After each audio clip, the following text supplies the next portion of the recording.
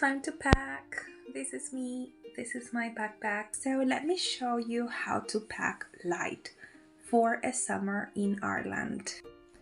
So the way I pack is I roll all my clothes so they don't get wrinkled and I can find them later on very easily. And because we're going to Ireland in the summer, which is like a spring or autumn for you, we will need to pack super light, and my recommendation is to buy waterproof clothes there when you get there, because the waterproof clothes in Spain or the rest of the world are not the same as in Ireland. They are way better.